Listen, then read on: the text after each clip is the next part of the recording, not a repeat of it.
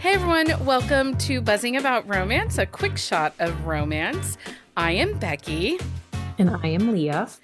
and on this quick shot of romance, we are reviewing Big Easy Temptation by Lexi Blake and Shayla Black. This is book 3 in the Perfect Gentleman series. Yes. Yes, it is. I do feel like we should call it a saga. 100%. Because the way that the story plays out, it's almost like a soap opera. It is a soap opera. It is a I bonkersness of How soap operness. awesome would this be if they sold it and made it like a TV show out of it, like a mini series? Well, I really think that it has like scandal vibes, like Olivia Pope 100%. scandal vibes. But I would love to see this in like a series. I don't know. Okay, so if you have not listened to an episode on Scandal Never Sleeps or Seduction in Session, you will want to go back and listen to those. We will have the episodes linked in our on the shelf show notes. And we say this because we are spoiling things and we are talking about things that happened in those books. The Perfect Gentleman series is a 5-book series with an overarching storyline. This review will discuss book 3 only. This episode will contain spoilers for book 1, 2, and 3. And we are recording this before we have read book 4. So you are getting our real-time feels on just what this book and where we think the story is headed. But that's a lie because Becky has read book 4. So Becky knows the things. Becky is rereading this series. And so maybe she's missed some nuances because it's been a few years, but Becky knows. And I do Becky know. won't share. Here's the deal. Okay, so a couple of community members, because they're reading along with us, sent me a message today, and they're like, "Could you imagine having to wait for this series to come out as they release them in real time?" And you said Yes, yes. Yes, I can. yes, I can imagine that. I That's can true. also imagine I only that have to wait a week. I read these through my library, so I didn't even get them on release day. I was sometimes like number 58 on a hold. Yes. I I understand that. I can understand and sympathize for your pain, but the fact that we don't need to wait is part of the problem.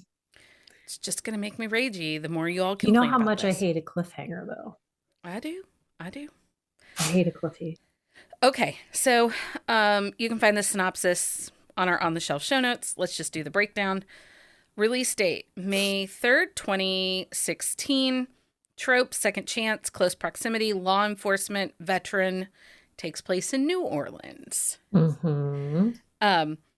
Okay, just real quick about New Orleans. In the book, they leave the city and go out and they talk about the reptile on the side of the road, the alligator. You totally like it's Lexi. Do you think it is Otis, the crocodile, I or feel like alligator? it could He's an be alligator. It might Otis, be. the alligator. We should ask Lexi. We should ask her.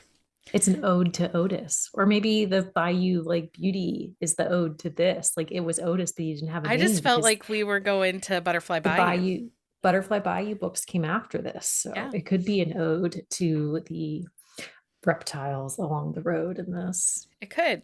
So the Perfect Gentleman series, it's a series with an overarching storyline, so it absolutely has to be read in order.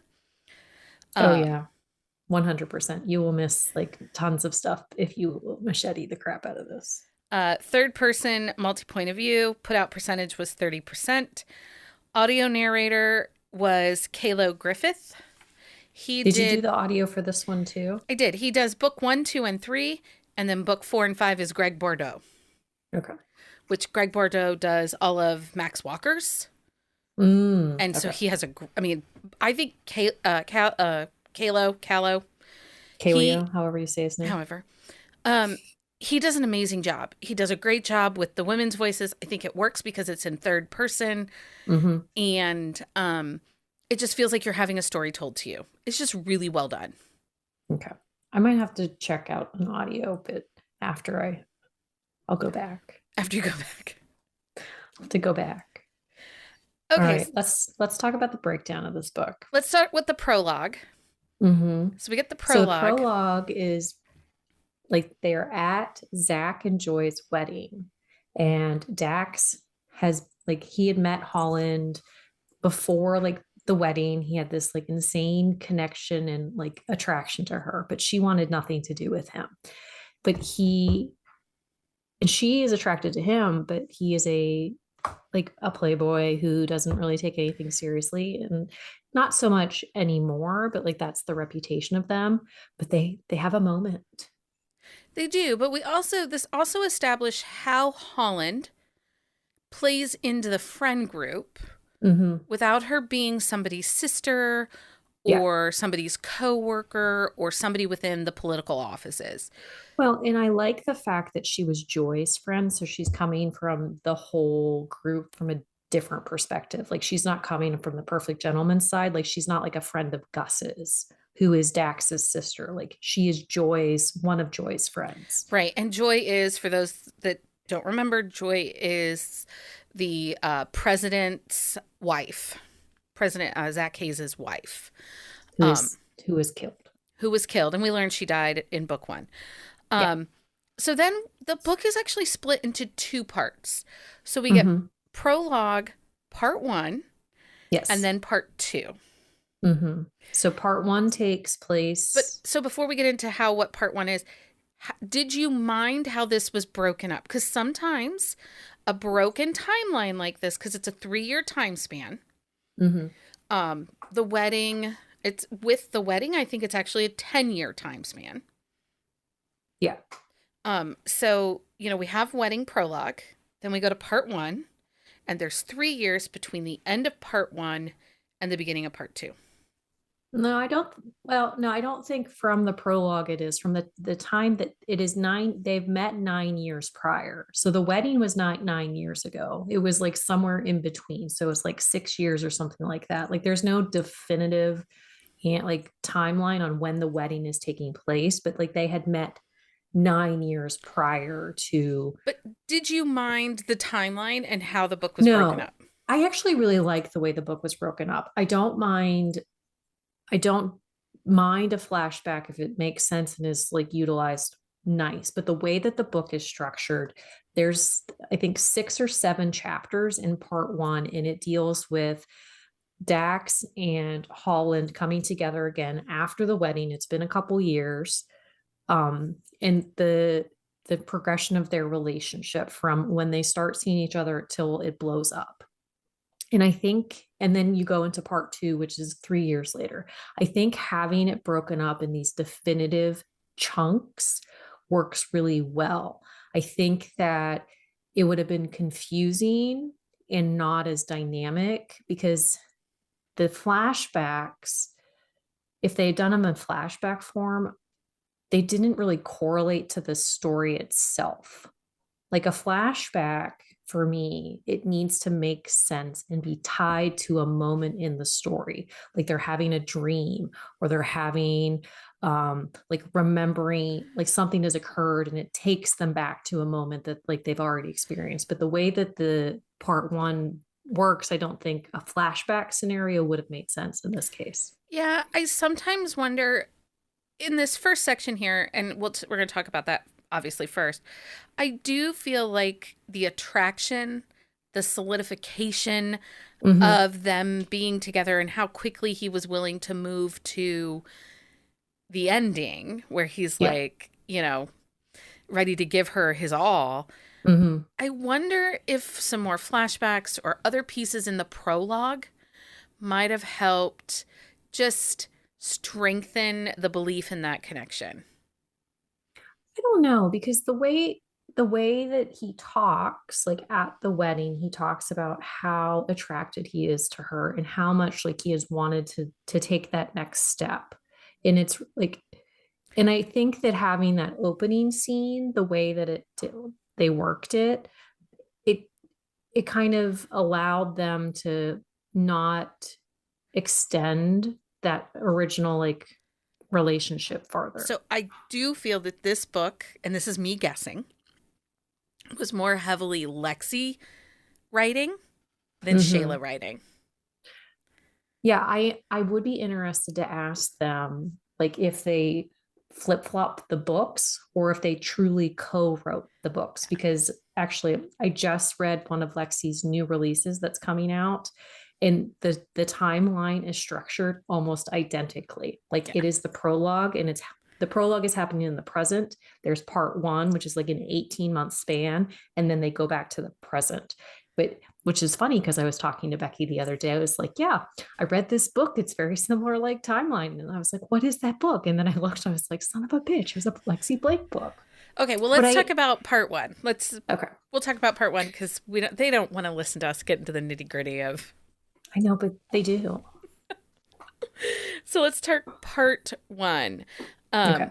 It has been 3 years since Dax's dad committed suicide.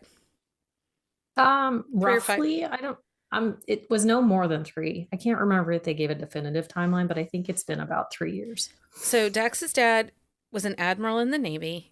He Hmm. committed suicide after he was accused of having an affair with with a minor Hmm. girl, and that had been, that she was had sex. He raped her against her Yeah. will, and she was a minor.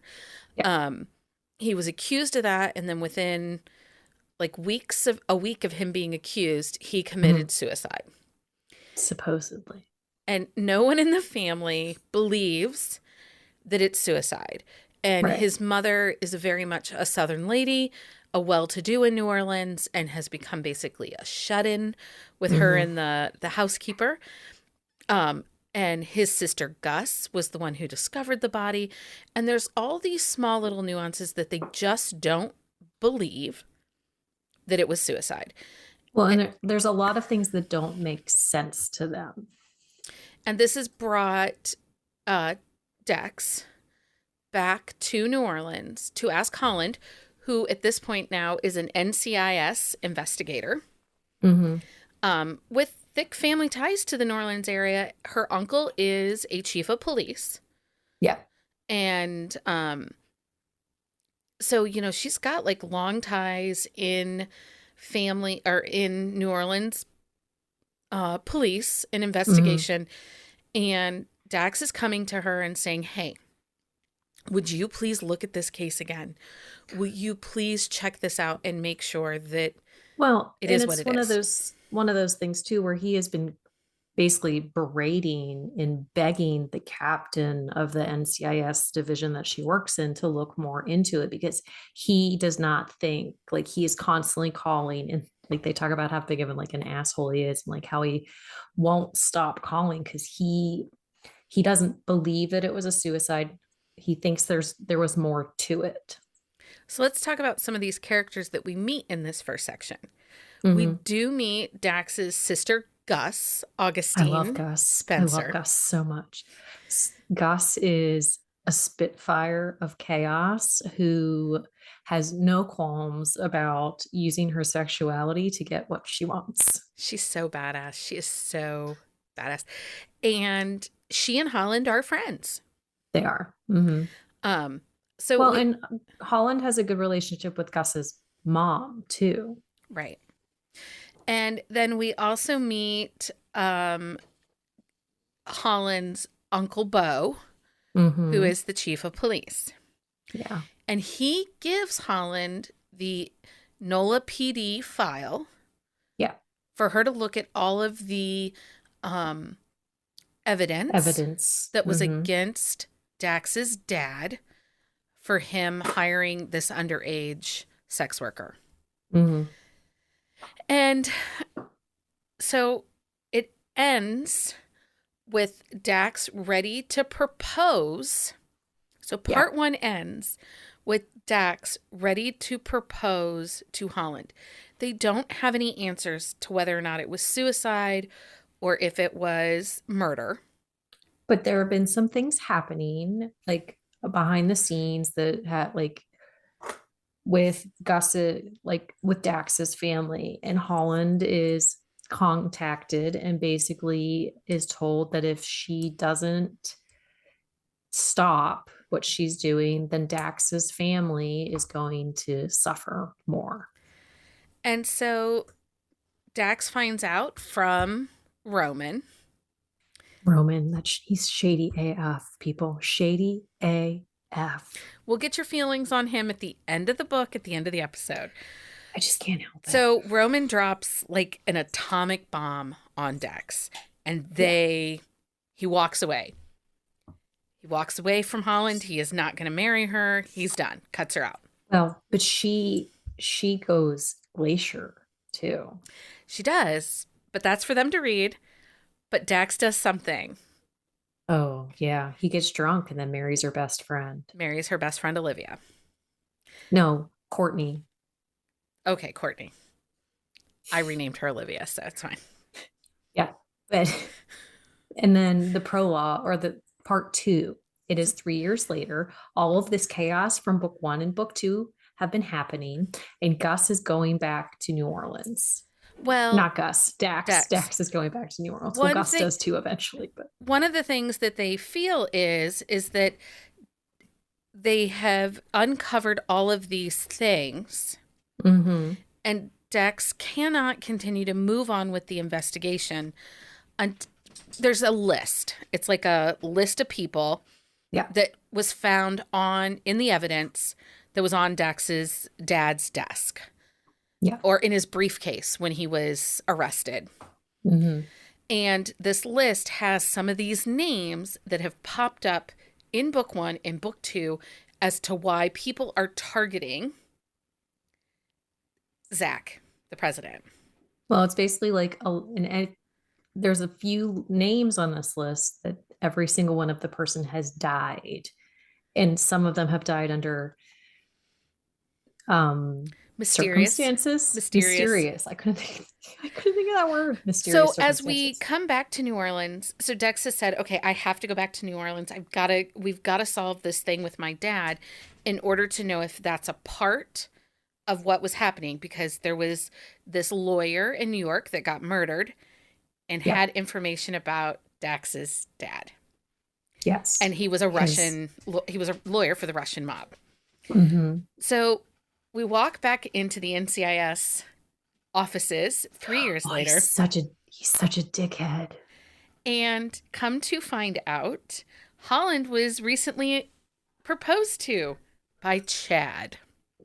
With a flash mob. A flash mob in New Orleans. And she said no. But she's the nasty girl who's told him no. Like, that's the headline. But The video went yeah. viral on YouTube. Uh-huh. Oh, it did. So funny. I felt bad for her because people like eviscerated her for no reason. Those first couple chapters of the second half were really great. There's a great line. Well, what happens is Dax spends the night, the very first night that he's back in New Orleans, on Holland's couch. Which And she's not happy about. She is not happy about it. But Chad, the ex, shows up at the doorstep the next morning. and Dax comes out of the shower just wearing a towel. Of course. And implies all sorts of things. And there's this really great line where Dax is like, "How do you like your eggs?" as she's trying to shuffle Chad out the door. Well, she's like trying, like didn't even like open the door really, but he like forced his way in. But yeah. He says, and she's like, "I like my eggs alone." She just wants everybody to leave her alone. She's just done. Like, she's done with Dax because he said some really shitty stuff to her in the precinct. And like, he hurt her feelings really bad because honestly, like, all she did was try and protect him. And she may have went about it the wrong way, but like, like, her heart was in the right place. And then Chad is just a douche nugget. So there's some things that happen in this, and they're shot out. There's a deep voice that calls out to them when they're being shot out by a sniper. You didn't know who the deep voice was? No, I didn't. It didn't. I was surprised when that part came up. Interesting. Okay, so we also meet Peter Morgan, who was the admiral's assistant. Come to find out, he had a play in the admiral being set up. Play. Yes, so much, because it's so crazy because when they go to his like hideout, because he is like off the grid and hiding, like, he basically talks about how much he hated the admiral and like did these things, like set him up because he was such a jerk and a terrible person and cheated on his wife, but the wife knew, like, but then he's like, but I miss him. And I'm like, really? Yeah. Really? Like, what is that? So, one of the biggest things that we learn in this book, as far as the overarching plot goes, is that somehow Constant Hayes, who is Zach's mother, who allegedly has died in a drunk driving car accident in England, Yeah. somehow she is connected She knows to the things. web of who is Sergey, Natasha, Natalia. Natalia, and all the things. So you did not guess who the deep voice was. I didn't. I Did, did not. did you like It that didn't. surprise? I did. I like that surprise. We won't tell you that surprise. We'll leave some things. But honestly, I don't think that Constance Hayes was in an accident. I think she was murdered because there is a scene that's in the prologue after Dax and Holland kiss, where his dad comes into the library that they are, and Constance comes in and is like yelling about, like, granted, she's drunk, but she often was, from what like you understand in the books, talking about how like they're going to find out that like she can't say anything, and like she's ranting, and they feel like it's just drunken ramblings, but I don't think it is. And I think that she was murdered. Okay. So that is where we are at the end of that book. We have to ask some follow up questions going into book Well, 4. should we talk about what happens at Peter Morgan's house, or leave that up No, to we'll leave the that to them to read. there's some big reveals there, It's which action honest packed. well, Carrie guessed it though. Carrie I did will guess say it. that she totally guessed it. Okay. So let's talk about the Sergey game. Okay. I still think that Zach is Sergey. Like, I don't think that he is this half brother that they're like claiming him to be, because that is like one of the conspiracies that they come up with, that he's the half brother. I don't think he's a half brother. I think he is Sergey. Okay. And because as the villain of this book is dying, he breathed some words to Holland and says, "This is Sergei's game and the old man. It's Who been the fuck going is on the for old man, though? decades." Who's the old man, Is that though? Zach's dad? It might be. And honestly, like, I know this is going to sound crazy, but I think that his dad is like the tipping point of a lot of this, like a lot of this stuff that's going on. And I wonder if he is really not sick. And at the end of like in Zach's book, like I think that it's gonna like come out that he does not have Alzheimer's. He's been faking, and he is like the tipping point of like all these things that have been happening. And he like killed Zach's supposed mom. Okay. Not Leah's and I gone think next. Leah's gone next level. okay, so Okay, my what's your murder horde, Maddox? What's your Maddox status at this point? Because we Maddox is still alive. Like, he is still alive. I'm not veering from that, because I don't like, there was nothing really like Maddox heavy in this there book. was not. Like, like dealt with Dax's dad, some constant Although I stuff. And did love in part 1 where Maddox comes out on the porch because he's already at Dax's mom's house oh, with and the says how he brought well, but also like how he brought Holland to the wedding, and Dax like flips out, yeah. and he's like, calm down, I just gave her a ride. Because it's the one time like Maddox does not like sleep with somebody. Well, But I did Holland have a would not text give from him, I did have a text from Carrie, I think it was, that like, does Maddox sleep with everybody's sister? well, sisters, yes. But not Holland, because Holland basically said he was like disease ridden and she would never touch his dick. Yep. But no, so I don't think, wait, what did she, oh, I do wonder though. So I'm going back to book 2 and all these conspiracies, but I wonder like why they waited until they met with Nada, like the nanny, who I think is Zach's actual bio mom. Why did they wait until they met with her before they killed her? Do we find that out? You don't, you're, she's given me nothing, people. Anyway, okay. So follow along. We'll be back in 3 episodes with Smoke in Sin.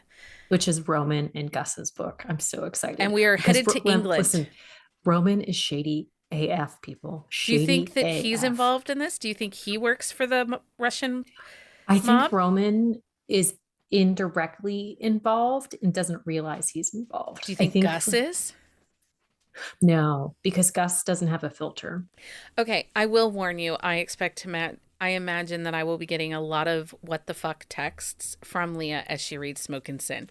Smoke and Sin drops a lot of bombs. A lot. Anyway, everyone, thank you so much for joining us for this quick shot of romance. Until next time. Happy reading, everybody. Find us on Instagram at buzzingaboutromance or on Twitter at buzzingromance. If you like the podcast, please leave a review. If you'd like to support us directly, join the Bookcase and Coffee Patreon and receive exclusive content only available to Patreon members. Check out bookcaseandcoffee.com for our on-the-shelf show notes.